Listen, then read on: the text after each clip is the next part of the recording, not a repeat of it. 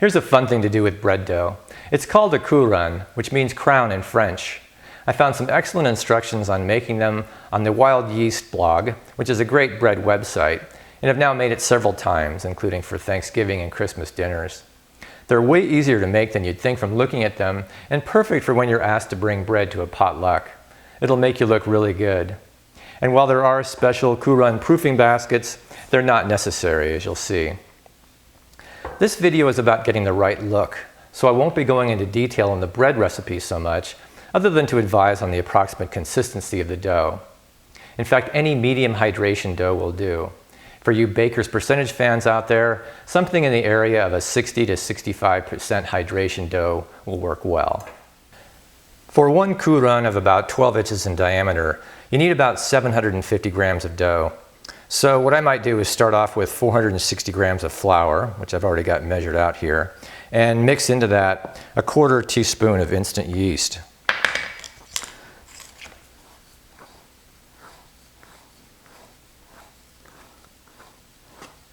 Then mix that into 300 grams of water, which I've already got in this bowl.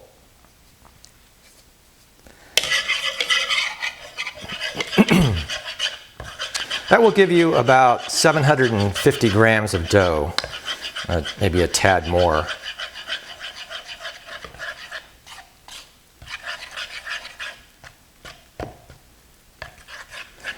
With about a 65% hydration level. The 300 grams of water is about 65% of the weight of the 460 grams of flour, and that's the Baker's Percentage thing.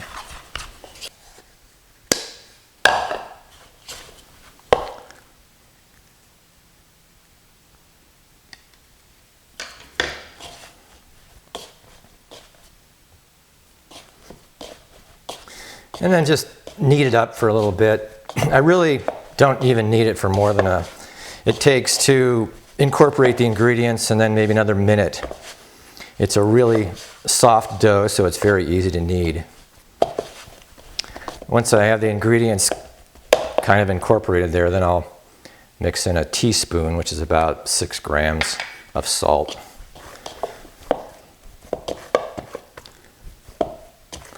That's really about all I'll do. And then I'll just let it sit overnight.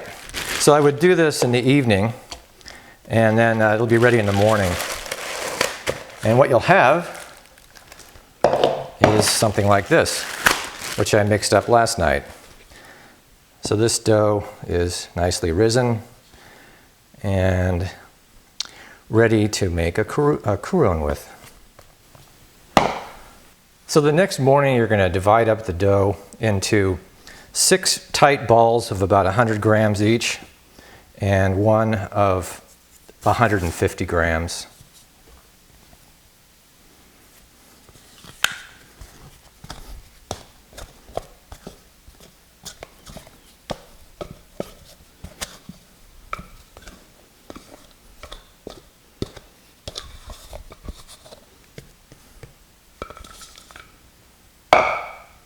And for that, you'll want a scale.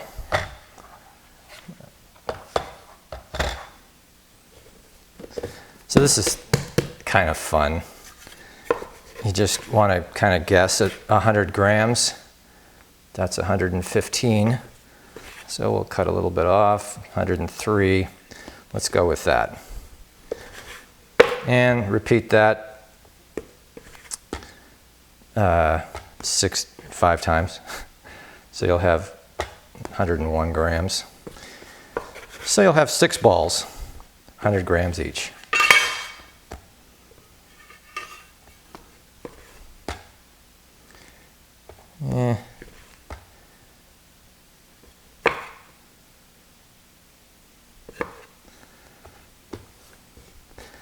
Okay, so you get the picture on that. So there's your 6 clumps of 100 gram dough. And what you should have left is something that's about 150. It's 162 because we actually had more dough than we needed. And I don't want more than 150 grams, so I'm going to cut it back to 150.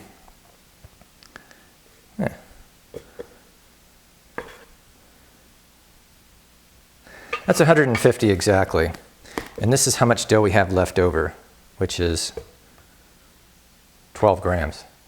So now you want to form these 6 balls into, you want them to be pretty tight.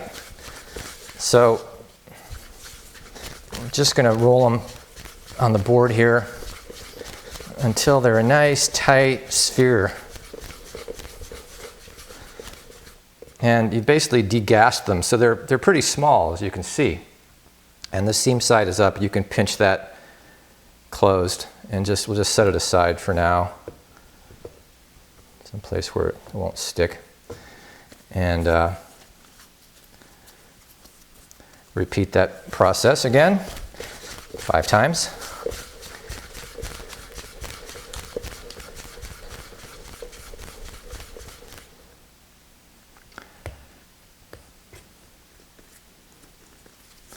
Probably easier to smish them up first before you start rolling them. So there's our 6 balls of dough just sitting there waiting nicely for the next step.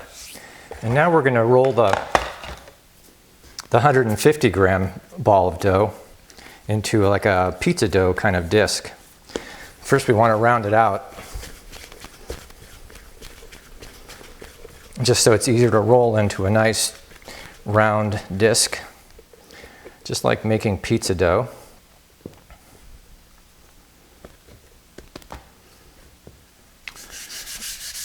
For that you'll need a rolling pin, or at least it sure helps.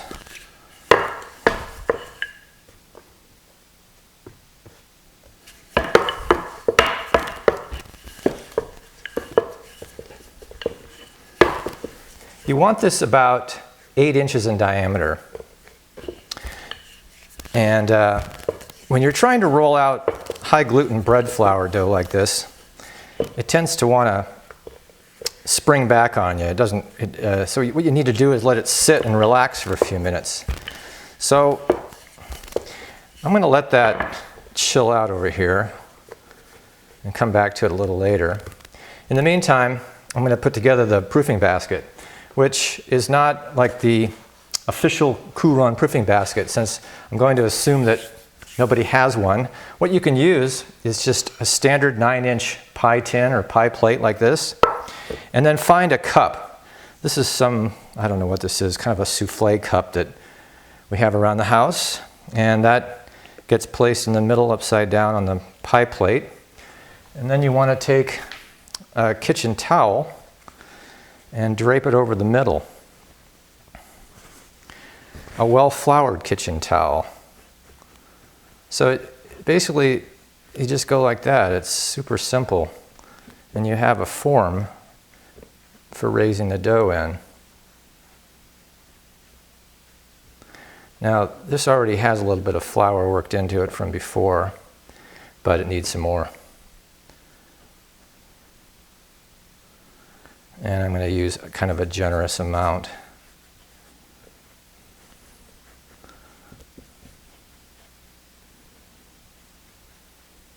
So that's one way of making your own little makeshift Couronne proofing basket at home with basically standard stuff you can find. Okay, it's been a few minutes. Let's see if I can wrestle this dough out a little bit farther. It's had some more time to relax, and you can see how easy it is to roll out now.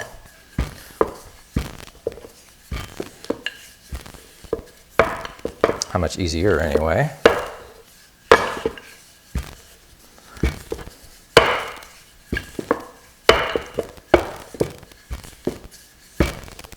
It's not exactly round, but we can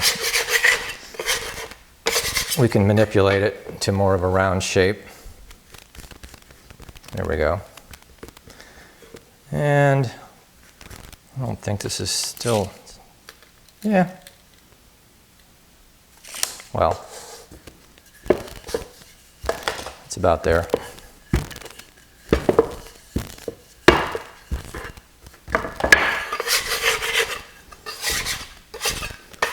Okay, so that's probably good enough. What you want is for the edge of the disc to come to about the midway point between the cup and the edge of the pie tin.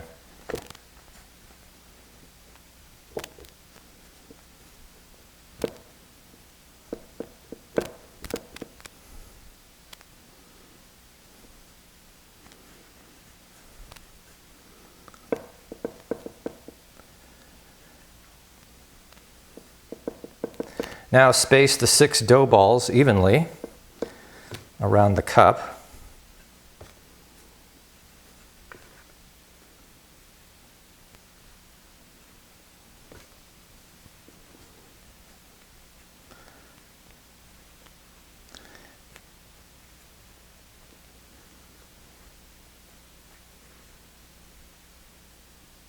The gaps between the balls will disappear as the dough rises over the next hour or so. And now what you want to do is, using a very sharp paring knife, cut the flat dough disc like this from between 2 dough balls across to the other side. You want to be a little bit gentle not to cut your towel.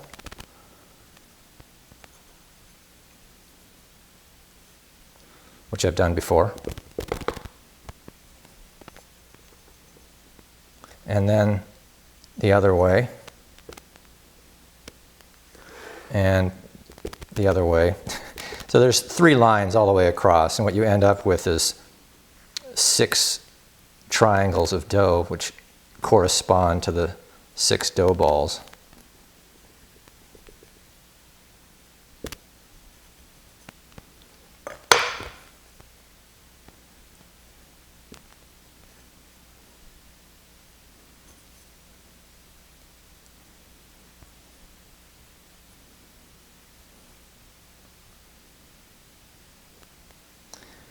And then fold the triangle over onto the top of each neighboring dough ball.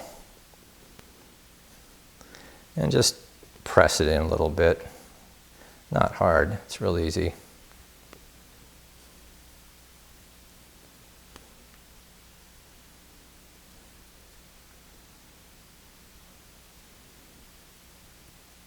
Okay, so this isn't going to be the world's greatest masterpiece, but it'll probably work fine. And so we're almost done. Now I'm just going to put the whole thing in a plastic bag. After I sprinkle a little flour on top so it doesn't stick to the plastic bag.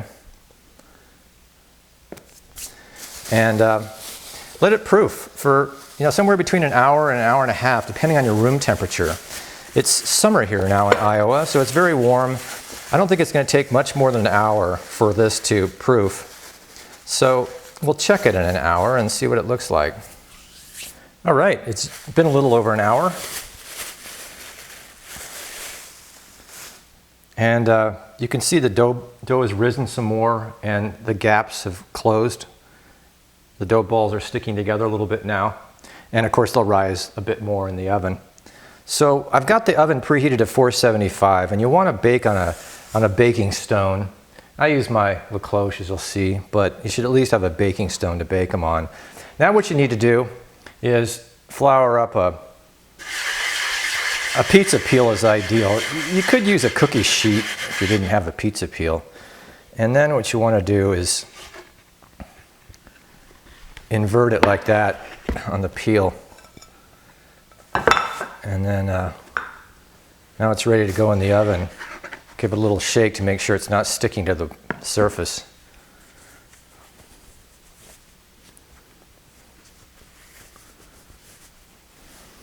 And then into the oven it goes.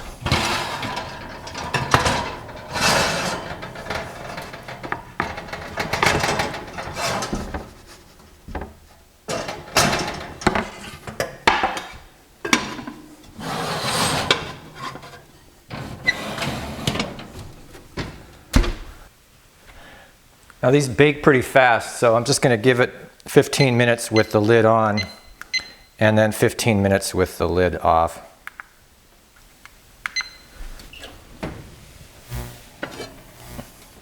Lid off for 15 more. Should be done now.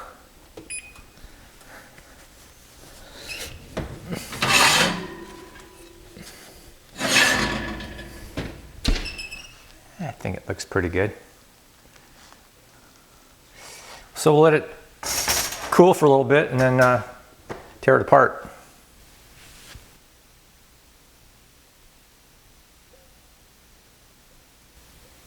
So I've made these several times now, and they always come out looking pretty much like this.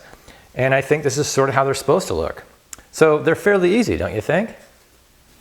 For Thanksgiving, we had 17 people here, and I had 3 of these sitting out. They looked nice for a few minutes, and people loved them. So give it a whirl with your favorite dough, and send me some pictures.